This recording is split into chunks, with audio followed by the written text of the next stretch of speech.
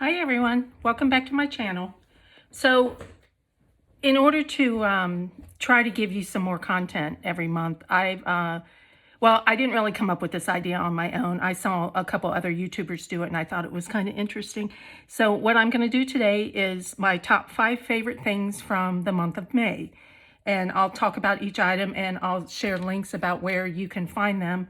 And we'll go from there. So the first, and these are going to be, usually they'll be art or journaling or something like that. So those of you who know me know that I'm a big journaler, that I keep 2 different types of journals. One that I draw in every day and I write about my day, and then another journal that I just write in. And I write in it usually every night, and I write pages and pages. It's kind of like stream of consciousness type stuff. So I'm always interested in finding new notebooks, new pens, things like that. So today's video will be a mix of journaling supplies and art supplies. So the first thing on my list is these new Zebra mild liner brush pens. And you've probably heard of the Zebra mild liner highlighters, but these are actually brush pens instead of highlighters. They're still the same soft colors as the highlighters, but they have a brush tip to them. And hopefully you can see that. And the other end is just a fine point tip. So I got these, ordered them from Amazon. There's 25 colors in the selection, and they're all considered mild colors. So let's see, let's find a piece of paper and I can show you how they work. I like them because the tip is a little stiffer for a brush pen, so a little bit stiffer than some of the other ones I have, and so for me it's a little more controllable.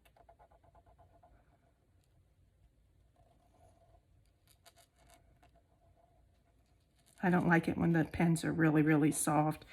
It just feels like you can't get the fine line that you want when you're doing brush lettering. And you can also use these for light coloring or art or something like that. And then something that I like to do when I'm using them is just take like a black pen. If you do something like this, and I know you all have seen this technique before, is you would write the word in the highlighter and then come back with like a black pen or something like that and write it over it.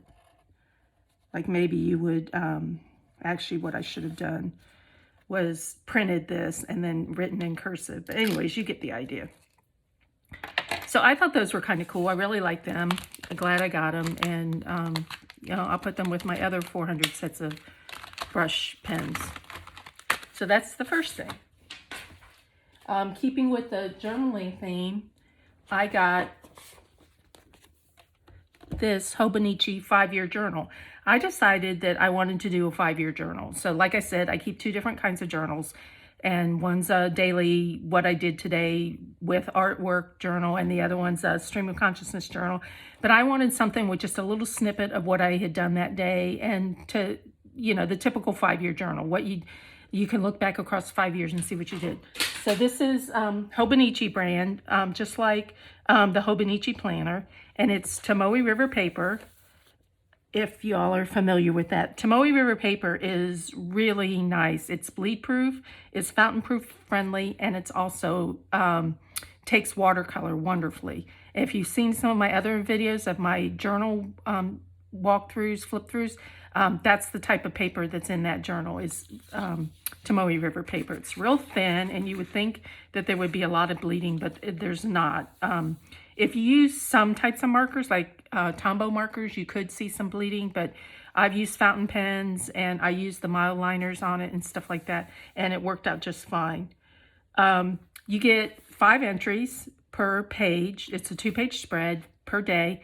5 entries, and this book is for 2022 through 2026, and you get, you know, several lines to write what you want to. It's a 3.7 millimeter grid, and then you have this whole page where you can just write whatever you want or draw something or whatever you want to do.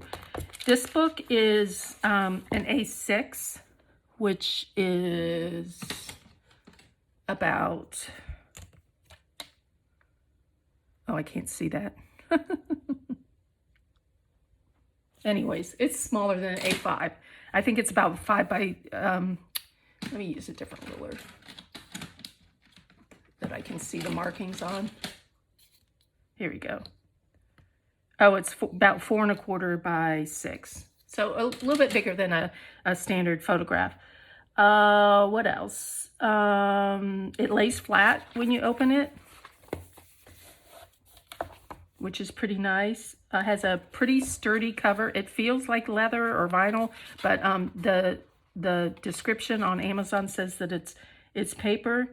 It has some kind of Japanese quote on the bottom of the page. I can't read Japanese, so that doesn't do me any good, but doesn't bother me that it's there.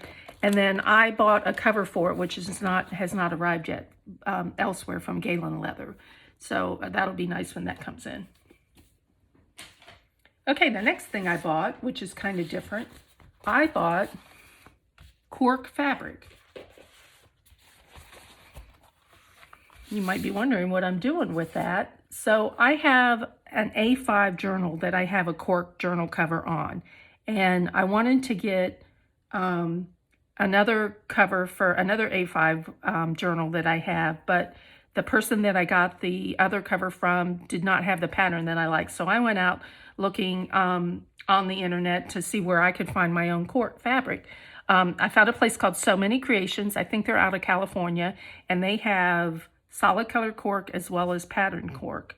Available in a multitude of sizes. This has already been cut up, but this was 9 inches by 27 inches. So if you don't know, cork is made from the cork oak tree. Its bark is extracted from the tree, and then the tree actually renews itself. So it's kind of a natural, it's recyclable and environmentally friendly product. So, you know, if you like vegan leather or something like that, cork is another alternative. So I got the cream, and you can see it's got a little bit of variation in it. And I got the seashells because those of you who know me know that I love anything beachy. And then I went and I sewed it into a cover for my A5 journal. Let me move this out of the way. So I put a little pocket on the top. It's a little bit big, but it works. And I made these little pockets on the side. And this is a journal I'll cover in another video. Here's another little flap that the book fits in. Well, we still have some bugs to work out, but actually it was pretty easy to sew. The cork is wonderful to work with, and I think I'll be doing more. I have enough of this fabric left to make another cover, so I can fix the mistakes that I made on this cover, and we'll go from there. So that's number 3. Now let's switch over to art. Oops, trying to get this in the frame. I have been waiting about 7 months for this book to come out, but it's Stunning Watercolor Seascapes by Colby Bloom. I had heard about it from another YouTuber, and then I also think that Sarah from Let's Make Art recommended it as well. So it's a book that's for all skill levels, and it starts with simple exercises. Well, it starts the way most watercolor books start, with like what supplies you would need. I don't think this is all fitting in the frame. Let me put this up a little bit. There we go. It talks about what supplies you need, and color theory, and the typical, you know, things that are in any watercolor book. And then it starts with some what they say are fairly simple exercises, but I've got some experience doing watercolor, and this was a little bit of a challenge for me, but I did it. And I think it turned out okay. And then as you go through the book, you know, lesson by lesson, they progressively get harder and harder, as you would expect. But she's a great teacher. The instructions are very easy to follow. Let's see what else. I don't think I have anything else written down about this, but here's the one that I did. just following her instructions. And this was like putting a very pale wash of watercolor down, letting it dry, putting another layer of watercolor down and over and layering it until you get this kind of muted look. So it was challenging, but I think it turned out okay for my first time doing it. So I thought that was really cool. So I'm looking forward to doing some more examples from this book. Now, the last thing that I have are some new watercolors that I bought. These are the A Gallo Italian handmade watercolors. And I saw these from, again, another YouTuber. They are cobalt and cadmium free, so you won't have a cobalt blue or a cadmium red or anything like that. They are handmade. They have a gum Arabic and honey based. They're a gum Arabic binder and a honey based watercolor. Very kind. The honey helps the paint retain the water and increase the longevity. So with my order, not only did I get the watercolors, they gave me this this pretty postcard that has some instructions and information about their watercolors. They gave me a dot card for some colors that match the colors of the watercolors that I bought, and you'll see those in a second. They gave me a sample of some watercolor paper, Fabriano Artistico Rough, 300 GSM. And they also gave me this pretty bag, which I thought was really cool. Just a tote bag. So what I bought was the green and the blue sets. And they come in these nice boxes, nicely packaged up.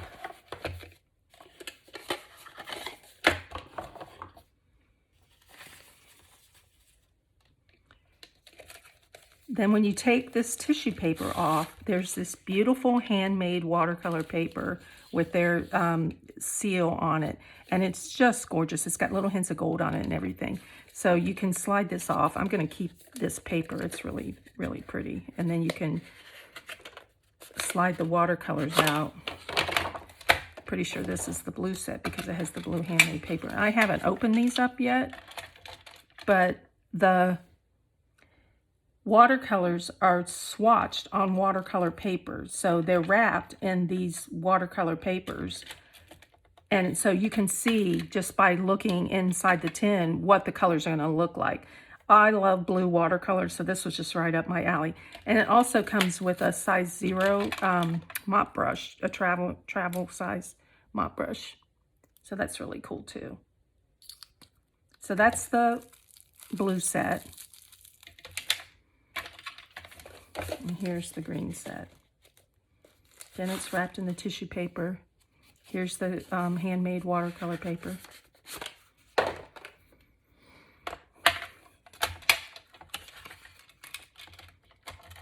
Look at those colors. Isn't that just gorgeous? I can't wait to try these. So it's interesting. This company restocks their watercolors once a month. So when I ordered these in May, they sold out that day, which I didn't know about. I just happened to order them that morning, and then I got a notice that they were sold out later in the day. So the next time that they restock will be June 26th. So if you're interested in them, mark your calendars for June 26th at 10 a.m. Eastern Standard Time. And go online onto their webpage and order what you want. They're a little pricey, but I'd say they're well worth the money. What else was I going to say? There was something else I was going to say. Oh, I'm looking to get they come in individual pans. Like you could buy just one of these colors by itself, or you can buy, there's several varieties of sets. There's the blue set, the green set. They come in assorted colors. They come in a natural set, which is more earthy tones.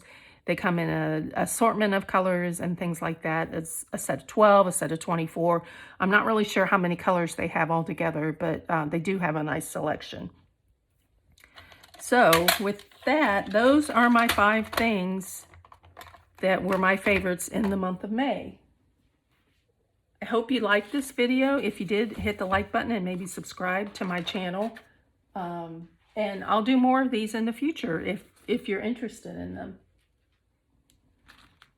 If it's the type of content that you think you'd like to see coming from me. And we all know that I'm always buying art supplies, so I'm sure there'll be more favorites in the month of June. Okay, that's about it. Thanks for watching.